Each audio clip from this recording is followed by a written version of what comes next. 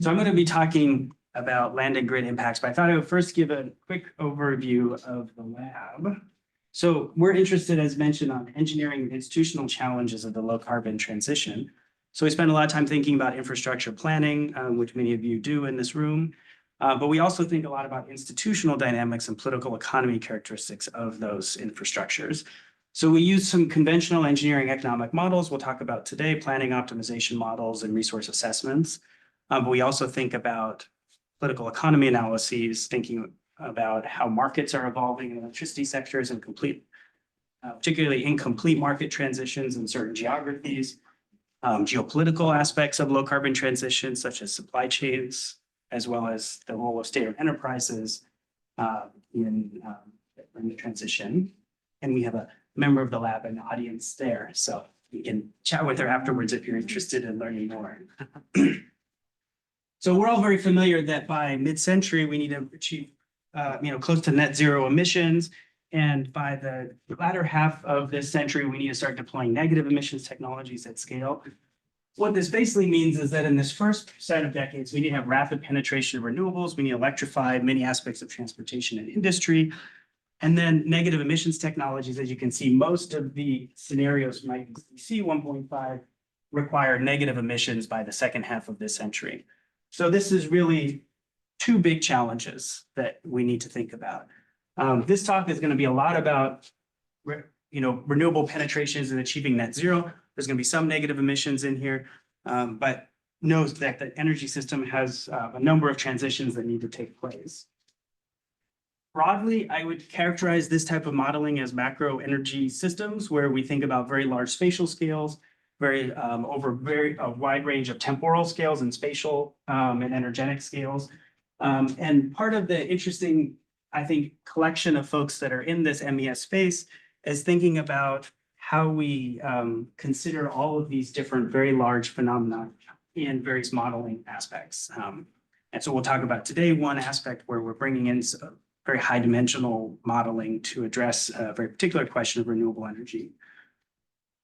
I think folks are probably fairly familiar with large power grid modeling, but just to give a little baseline of what the different dimensions are that are relevant for thinking about computational tractability in power system models. So we can think about the resolution in time. Are we considering just a handful of representative days, or are we trying to consider multiple years of data? How granular is the network? Do we have a single copper plate model, or are we actually trying to get down to individual, thousands of nodes in order to capture all of that transmission interactions? And the operational detail, how much into the power system generating units are we getting into unit commitment, thermal generators, et cetera? So these are the traditional dimensions of power system optimization. And the ones here in blue are the ones that are typically adopted for capacity expansion models. But there's another aspect of renewable energy that we need to think about. Power system models are kind of up here. We think about two additional dimensions. One is the grid, all of those dimensions we just talked about, put those on one axis. But then you have the meteorology. So renewable energy has enormous variability in both temporal and spatial scales. And these are actually not very well captured in these typical grid models. So in a typical power system model, we're going to have operational constraints, network flows, et cetera, but we're going to have a limited number of resource profiles for those renewable energy. We might pick a couple per zone or even just one per zone. On the other hand, if we think about what I would call weather-heavy models or more classical renewable resource assessment models, these have a very stylized power system representation. Maybe just an annual demand or copper plate, or not even consider demand and just look at what's the total potential in terms of kilowatt hours, but has a very granular resource in terms of time and land space. And so the idea here is that if we try to get both of these, we have some important computational trade-offs to consider. We try to push on the dimensions on the grid side as well as the meteorology side. So we're going to be talking about today one way that we use to address these computational trade-offs. So this is a paper that was published last year in PNAS with colleagues from Tsinghua University. So the motivation for this is we're looking at China's renewable energy deployment in order to achieve its carbon neutrality goals. So folks haven't been paying attention. China is deploying a lot more renewables than the United States, than most other countries. This is the last few years. We can see China's deploying enormous amounts of wind and solar. The questions here are, is China on track to meet its carbon neutrality goal by 2060, as well as some intermediate goals by 2030? And then what would a carbon neutral China look like in terms of VRE deployment? So the model structure. Can I ask a question? Sure, on yeah. that figure? So I was looking at the ROW, I assume that's rest of the world. Yeah, the rest of the world. Is there, it dips down very fast in that last part of the curve, any particular reason? No, we did observe this actually, that there was a drop. I mean, there's broader interest rate challenges with deploying wind, inflation issues, and I think probably post-pandemic recovery that's going into that. Yeah. One of the things you might also notice is that the US has a little uptick, but doesn't seem to be super correlated with IRA, not yet, right? We don't really see that kind of bump yet. And of course, we're not forecasting out into the future. There's obviously a lot of uncertainty in terms of US policy going forward. And a lot of uncertainty in China policy too, right? So China has been at 300 gigawatts or so deployment for 2 years now, but there's a lot of uncertainty as to whether they can maintain that pace, going out. So we're looking at kind of what that pathway looks like.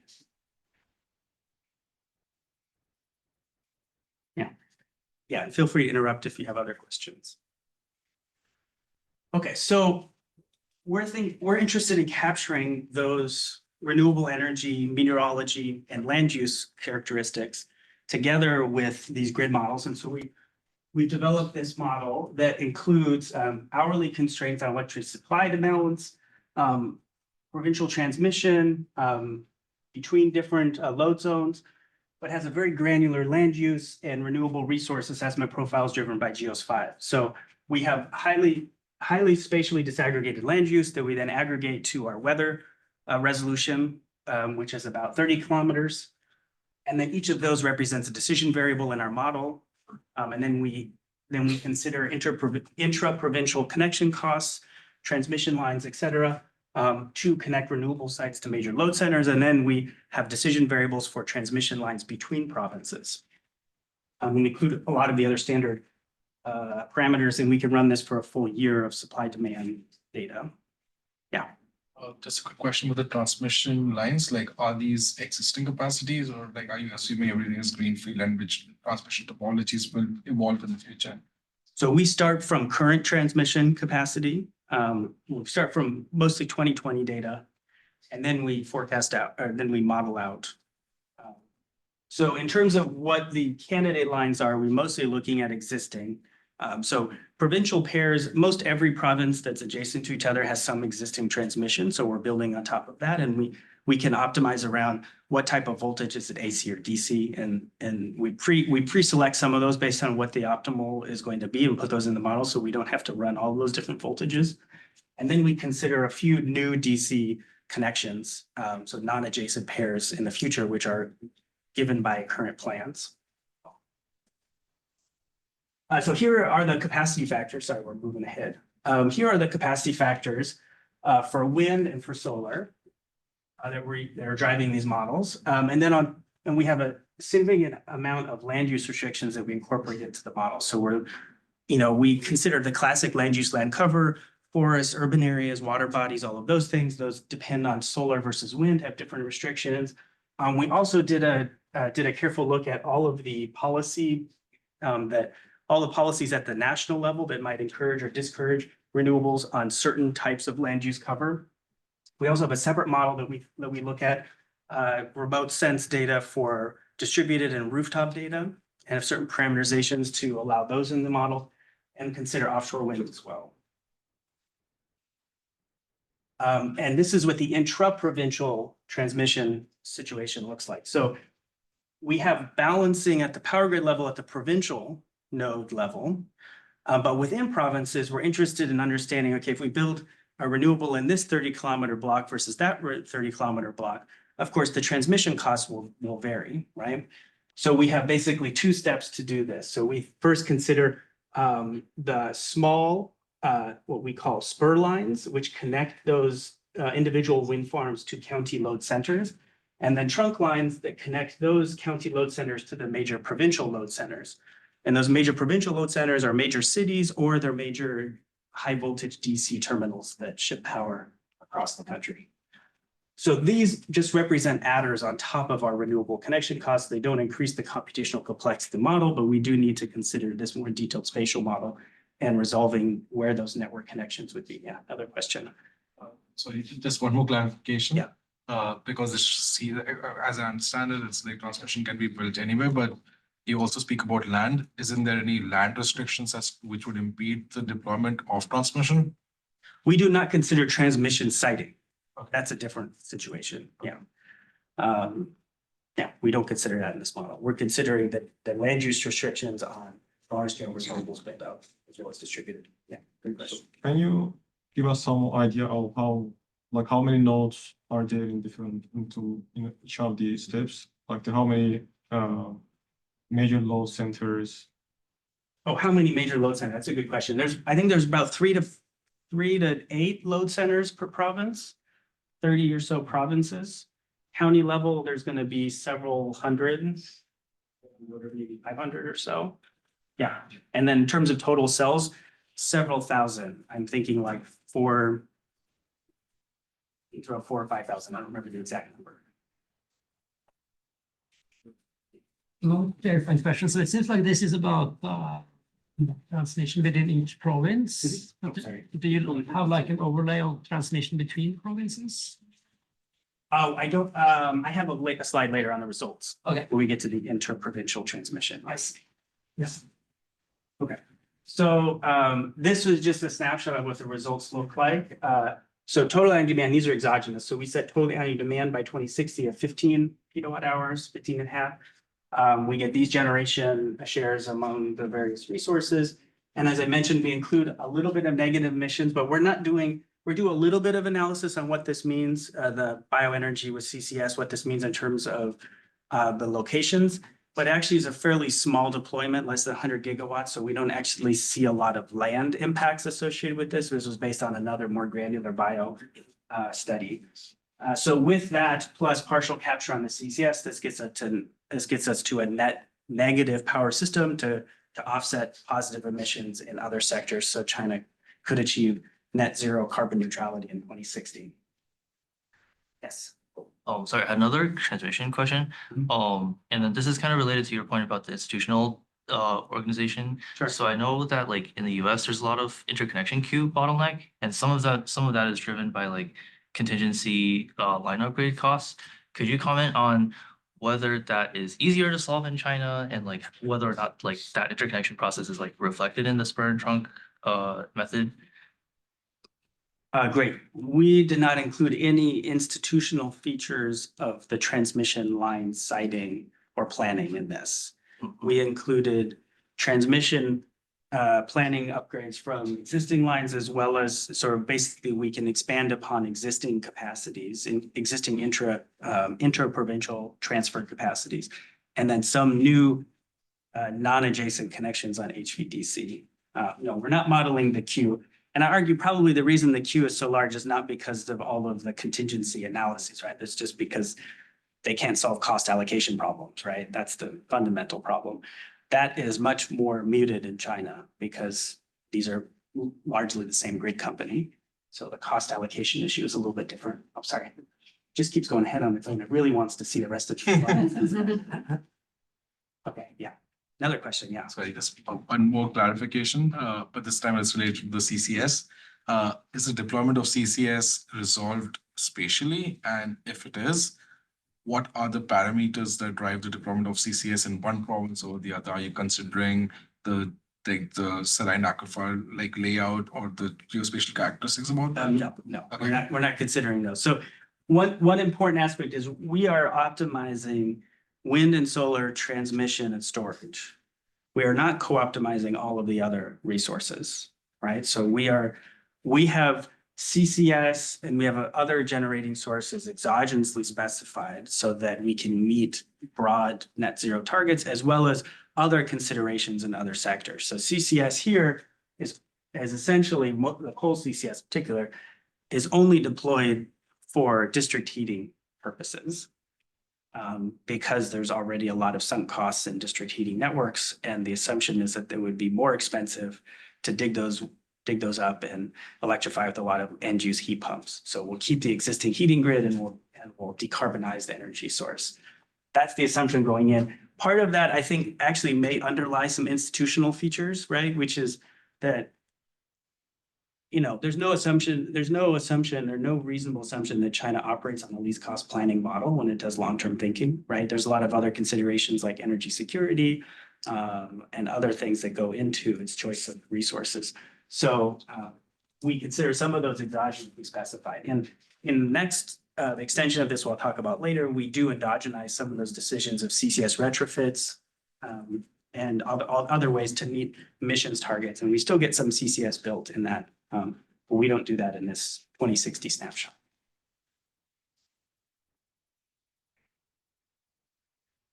All right, so here are the results for our base case. So we get around 2,000 gigawatts of wind, 420 gigawatts of offshore. What you're seeing here is the gigawatt, sorry, the legend might be a little small, gigawatt built at the cell level. And then we get about 4,000 gigawatts of solar and around 600 gigawatts of distributed. Very importantly, most of capacity expansion models will not build any distributed solar. Right, if you think about it, you usually have to exogenously specify distributed solar because it makes no economic sense to build it relative to utility unless you have a very granular land use model. And the reason why we see it here is because we want renewables nearby load centers, but we run out of land nearby load centers when we get to 2060. And so we include distributed options, and rooftop have reduced connection costs because they're connecting directly to the distribution grid, higher capital costs, but that trade-off is captured in the model, and we get about 600 gigawatt distributed in the base case. When we amp up our land use restrictions and make it more restricted, we can get that even higher. And so there's some interesting parallels with China's actually, I didn't break it down, but that 300 gigawatts of wind and solar build out in the last few years, a good fraction of that is actually distributed solar, right? Which is really interesting to consider from a least cost perspective. We just would not see that level of distributed solar build out either near term or in long term, unless you consider very granular land use questions. So in terms of the land use, we basically create 3 different scenarios for wind and solar. These are basically tuning the openness to different land use cover types to wind and solar utility scale. And so if it's an open siting, that means that the land use is less restrictive. If it's a conservative, it means it's more restrictive. And so when you have conservative, you tend to build a lot less. But the point is here that you get a huge shift in the wind and solar capacity ratios as a result of these land use policies, which are also typically ignored in large capacity planning models. You're usually just sitting in here in the base case. So we see quite a bit of variation, just examining some reasonable variation in land use policies. Yeah. Sorry, you've kind of moved on, but on the previous slide, I guess you would have the same kind of argument for onshore versus offshore wind. But I imagine it would be highly sensitive to how you parameterize the cost of offshore wind. So how do you actually do that in China? So yeah, I should have a very detailed slide on what our cost projections are. And we do a lot. I show some sensitivities in the end where we play around with a lot of different cost sensitivities. Because of the structure of the model, the big differences, of course, are in the relative costs of solar to wind and offshore to onshore, et cetera. We basically assume that, you know, offshore is going to go down learning curve. It's sort of still that much more expensive than onshore. It's going to close part of that gap, but still going to be more expensive than onshore for obvious reasons. So we see some offshore built. I was actually a little surprised by these results. I was expecting to see much less offshore wind due to the cost. But when we run through our pathways model, where we kind of cycle through decade by decade, we basically see most of this offshore comes in at the very end.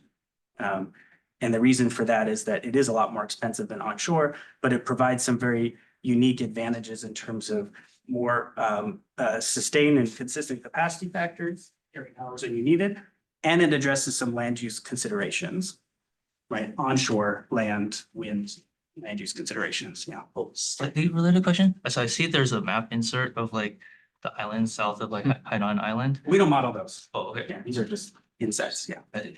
On the cost question, so just to be clear, so do you use like an exogenous technology, future technology cost assumption, or is that endogenous to the model? Technology, no, is not endogenous to the model. We have different projections of what costs are going to be, and we take projections from within China on what the cost projections are, and then we also separately took the NREL ATB learning cost projections and applied those to Chinese starting prices and took those out as well. To come Do up they have with- something similar in China, like the NREL ATB? Not nearly as consistent and transparent and all of that, but there are various handbooks that people use to parameterize these, and we have all of the data. All of the input data is in the supplemental materials in the model, and all the data are published open source on the PNAS website, so you guys can check it out. Yep. If you have questions on the assumptions, send them to me and I'll send them to Tsinghua. If there's a lot of detail that goes into that.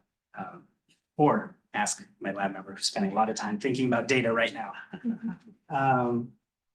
Yeah, other questions on that? Maybe one more question. Yeah, go ahead. You probably talked about it on a previous slide. Can you remind me spatial and temporal resolution? So temporal resolution hourly. Yeah. Spatial resolution 30 kilometers. Yeah, Okay. Geos 5 resolution. Yeah. Just clarifying question. So, it's 2 year, like how many years you use for the So for all the base case, we do 1 year. 1 year? And then we have a separate one where we ran 2 years together.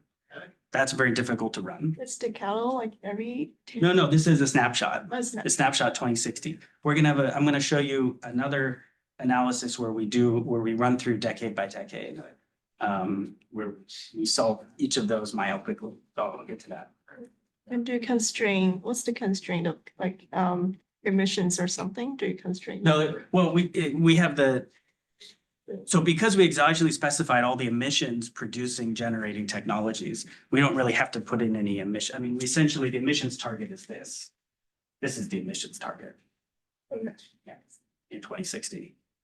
Because the power sector, this is driven by, I don't have the citation here, but this is driven by a macro model that runs the full economy like a CG model that optimizes across the whole economy in order to meet net zero, which implies that the power sector is going to be a net sink because we have some other emissions hard to abate in other sectors. So that's where this 550 comes from. In order to get to 550, if we have partial capture, we need this much BECS. And so then we work backwards and this is spreadsheet math, not complicated. But yeah, this is effectively what the emissions trajectory is. Okay, land use sensitivities, we did this. And then just to give you a flavor of what the operational profiles look like. The grid model that we have here, now I mentioned we have those computational trade-offs, right? So the essential challenge we have to meet with this is we have to reduce the complexity of the grid model enough so that we can capture the spatial temporal variation. So we do that through the use of generation layers. So we aggregate similar technologies into layers, and then we have certain operational constraints associated with those layers in order to, and then we have reserve requirements, margins, et cetera. And these are for each of the provincial supply demand balance nodes, transmission constraints, et cetera.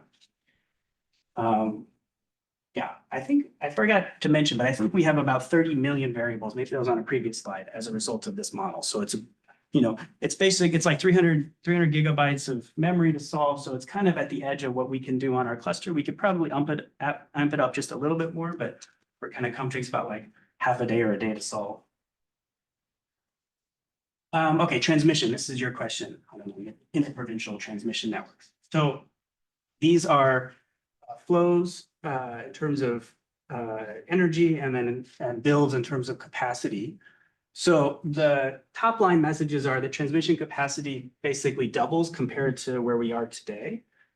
We have some significant strengthening along existing corridors, largely on here, but we also see some new corridors develop, like this interesting one here, connecting Fujian, which is going to be a major offshore wind hotspot, and the East China grid region up here, which is largely to account for the variability in offshore wind and demand in those provinces. This is not a major line currently.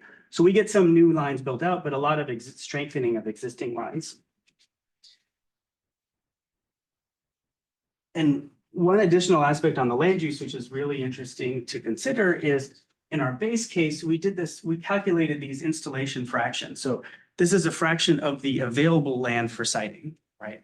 So for solar, this means we take out all agricultural land, take out all urban land, take out, all of those different constraints. And then we calculate what fraction of the available land is actually used for solar. And it turns out a lot is built. And then when we have more restrictive solar siting policies, so as we reduce the fraction of the availability of those other land types for solar, then we get nearly 100% coverage by 2060. Right, so let that sink in a little bit, that in order to achieve these goals, which such as carbon neutrality, you'll have to deploy massive amounts of renewables covering lots of the available land in a significant part of fraction of China, the East Coast region in particular, where there's a lot of agricultural land and high population density. Sorry, one more question on this. Mm. For the land, were the costs different in different We locations? do Or not have land prices. so if you had land prices, If do we you had think land the prices, outcome would be different? it has to be different. Yeah. But we don't even have a prior on Sure. how to Yeah. evaluate that. Just speculate. So you can't even do that in the United States, right? Which is fascinating, right? Like I have colleagues that like play around with Zillow data, and it's impossible to get that even at a consistent level in the United States. So don't even mention in China, where actually land ownership doesn't even exist, right? You only can lease land. So there's no open market land at all.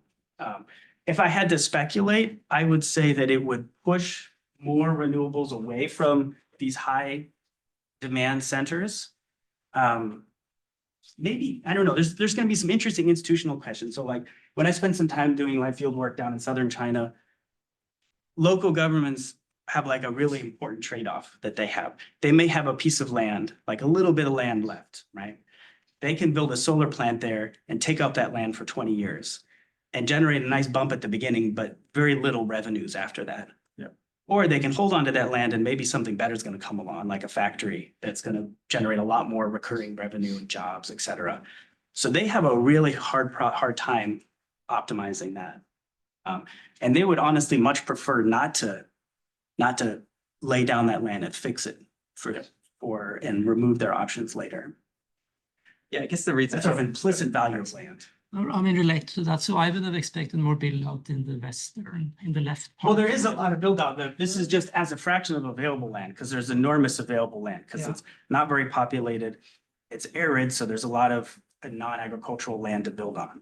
But there is a lot of build out in the west. So it's a least cost solution you show here, right? It's the least cost. So the reason I'm asking is I haven't studied this region, but I guess if you did something similar in the United States, you would get a map that looks like this. But then the actual development patterns that we have for renewables in the United States would be like the complement, almost the opposite of this, right? We basically build no renewables near population centers, and we build them all in remote locations because it's driven by the land costs and the transmission, of course. Well, so this is an interesting question. So we have another, I don't have the slide on this, we have another person in the lab that's doing a retrospective study of where utility scale solar has been sited in the United States in the last 20 years. It actually is correlated with techno-economic factors that you would expect, but those don't explain all the variation.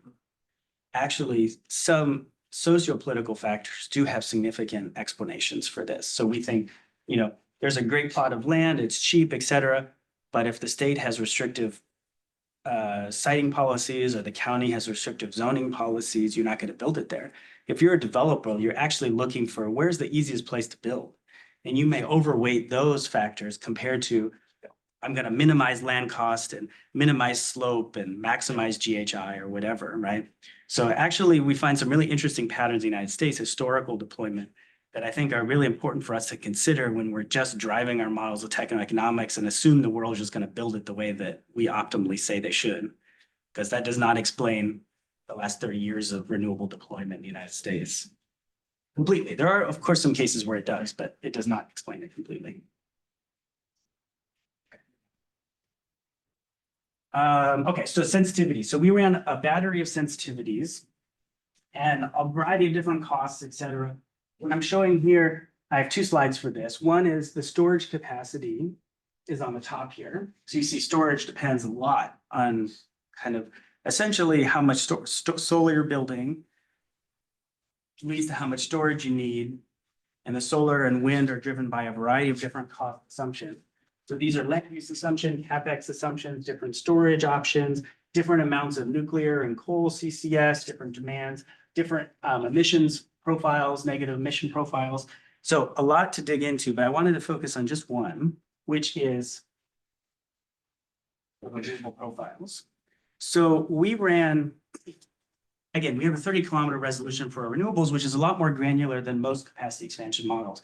But we wanted to see, okay, how does this model compare to the conventional way of producing these kinds of analyses? So we clustered our renewable profiles by province using k-means, all the standard approaches, clustering them so we have a handful per province, and then we reran the model just with those clustered profiles. And as you can see, relative to the base case, we build a ton more storage. And so if I go to the next slide here, the reason for that is we're building a lot more solar relative to wind. So when you cluster it, so essentially the other way is the spatial disaggregation that we have in the model here is really important for capturing the value of wind in the system. When you aggregate into clusters, solar and storage look better in our model. So you build more solar and storage relative to wind when you have that less disaggregated renewable profiles. One important thing is though, it doesn't change the cost like almost at all, right? We're talking about some, you know, at a lot of these levels, what we find when we run these least cost models is we kind of optimize around very small changes. So if we were to take a different approach and say, you know, run, you know, some kind of, you know, modeling MGA kind of modeling generative alternatives, we might find there's a lot of different spaces that are all kind of equivalent cost. But if we're just, you know, cutthroat minimizing costs, we're going to optimize around a very small change in costs and prices and profiles. And we find actually these models are going to generate some significant deviations relative to an example where we have really high resolution meteorological data built into the model. Did I lose people on that? Okay, yeah, question. The question, you just mentioned a very interesting point about the amount of wind deployment depends on the weather year which you're considering.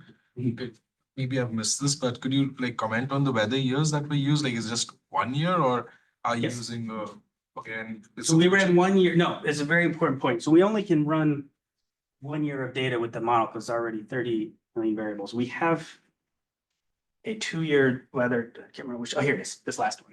So we ran the model with 2 years of weather data. So we picked one that was a representative year in terms of, because you mostly look at what, you know, average wind capacity factors are. So we picked one for that. And then we took another year, which had a significantly different capacity factor and ran them together. And that also has a big impact, right? You have to see more storage. That's that last one here. And a lot more storage. Actually, not that much difference on the wind side. There's probably some reductions in wind we can't see here in order to compensate because we need more storage, but there's going to be some changes in the capacity for sure. I don't have the numbers up on my head. Sorry, we were asking a lot of questions on the previous slide. I was looking at the cost, the lower graph there. So what could you translate to dollars per kilowatt hour? Oh, yes. This excludes distribution costs. 0.4 is going to be about 5.5 cents US. The second question, so the transmission, I was trying to identify the transmission component there. It's probably a small piece of the bars.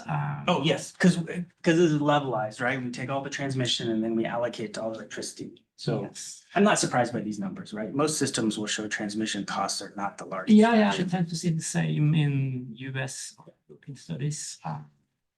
Sometimes Talking about a lot of I demand. question whether that is realistic, though. I mean, transmission is. You mean the cost? We're not including distribution. I think most of Right. the uncertainties come from mostly distribution level upgrades. Yeah. Okay. Yeah. Interesting. Yeah, it's kind of similar to what we see in other places, I guess. Yeah, I think because there's a lot of demand, so if you do the levelized cost, a lot of the transmission is, amortized over a lot of demand, so that's why it has a smaller fraction. Yeah, that's probably my main. Yeah, I noticed there is a very interesting scenario which you assume demand will be 1.2 times. Mhm. And in that case, the storage capacity, it's a highest, I think probably highest among all the scenario. And there is almost no generation increase in this scenario, and just the curtail also increase. No, the generation is definitely increasing. So if we look at that scenario, we're building a lot more capacity of wind and solar. So that's this and that's generation. To me, that's. The one that you just showed, this is the This is the cost. cost, yeah. So the cost is not increasing. Increases a little bit, right? Yeah, Okay, thank increase a you. little bit, yeah. It's the levelized. Mostly met from renewables. Yeah, it's the levelized cost. Yeah. I mean, this is a 20% increase in demand. So I wonder how many clusters do you have for each province? So I wonder if. In this scenario? Yeah, in that scenario. I think it's probably 3 to 5. I think some provinces, smaller ones, we pick fewer, some larger. I think it's around 3 to 5. Oh, so it's leveraged out, so it's not like you build some, you select some extreme points, so you put everything there, but it's more spread out. So the way we did the clustering was we did sort of a standard k-means where we look at kind of spatial and capacity factor similarities, the sort of a standard approach that people would do to aggregate profiles. There's probably some smarter ways that we could do it, but this was still not the dumbest way we could create this scenario. Yeah, around 3 to 5. Yeah. Okay. All right, so RE clustering matters. So this is just sort of a brief summary of what we found there. Obviously, massive solar and wind build out require on the 2 to 4 terawatt scale to achieve carbon neutrality. Land use constraints are very significant. In some of these regions, we see land coverage exceeding 2/3 of the available land. Economic curtailment rates are very high. Energy storage is quite significant in the 1,000 gigawatt range, which is much higher than a lot of other studies that have been put out for China's power sector carbon neutrality studies. And storage scales more with solar than wind, as is noted in a lot of other studies and geographies. So we took this model and we wanted to explore its different types of questions. In particular, we're interested in pathways. So why are pathways important? Well, one is probably the most important is that we have these very high level national planning targets, but there may be some very tangible, localized or temporal limitations that prevent the achievement of those national planning targets. And these could include deployment and physical constraints, not just at the aggregate level, but over time. We could also have sort of societal implications and acceptance of renewables in those various locations. And if we build out too much or too little in certain areas, has welfare impacts that we care about. There could be manufacturing limitations, upstream limitations, as well as thinking about what's happening to the fossil workforce and fossil assets as a result of this build out and where that's localized on the system. So pathways in our speak are considering these temporally linked energy systems with enough granularity to observe some of these spatial temporal dynamics in land use. So there are a lot of pathway studies out there already.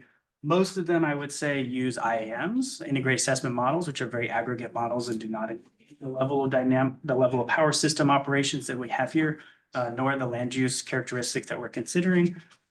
And some capacity expansion models, but they have the same sort of problems that we mentioned before in terms of the land use granularity, spatial meteorology. So we took this model and we basically, oh, my slide is backwards here. Just do the whole thing. So we took this model, we ran it for each of the decades, 20, 30, 40, 50, out to 2060. We parameterized it with some emissions trajectories from other larger models. And then we have a 2C and then a more ambitious, aggressive emissions scenario, 1.5. And then we have some different electricity demand scenarios, mostly revolving around the deployment of heat pumps. Do we do heat pumps or do we do centralized options? So these then become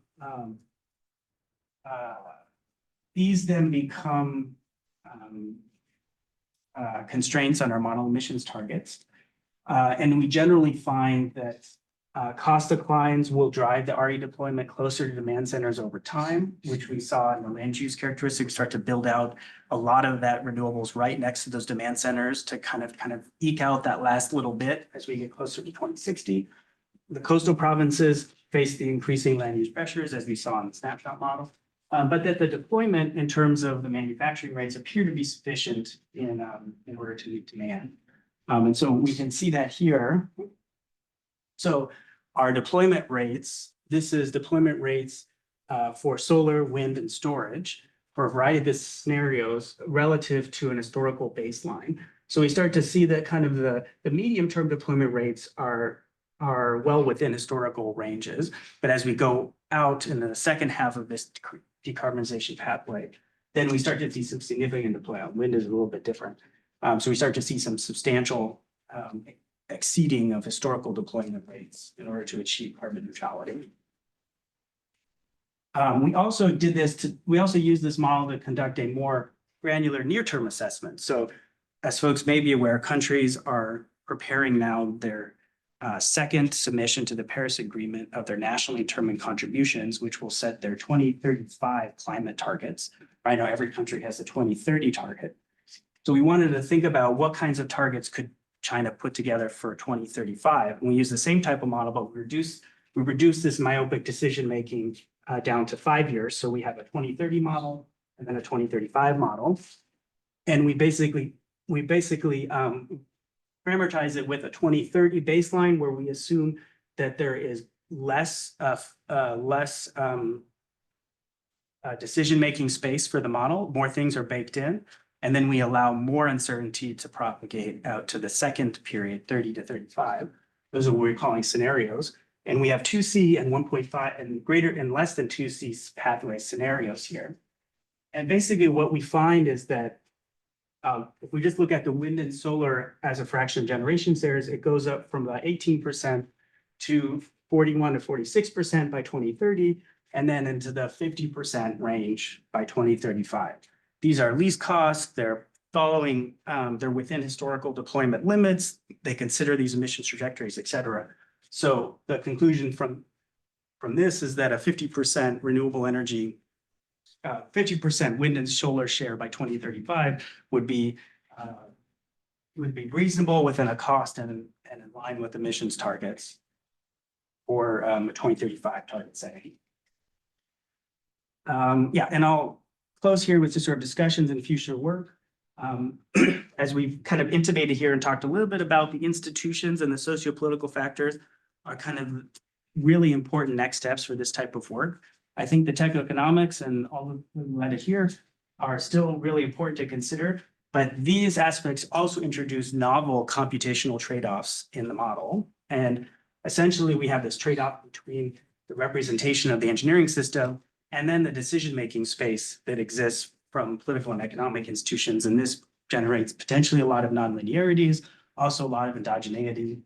So we have a publication last year where we get into some of these details, and some active research extensions on China include alternative land use specifications and renewable energy siting issues, distributed generation incentive policies and how that affects the build outs. We're thinking about incomplete market reforms and that impacts on a wide range of topics, including renewable energy curtailment, which we're working on, as well as the efficiency of the market, and provincial barriers and incumbent state utilities. So we're really interested in exploring these new directions of work as well. So with that, we will close here and open up the questions.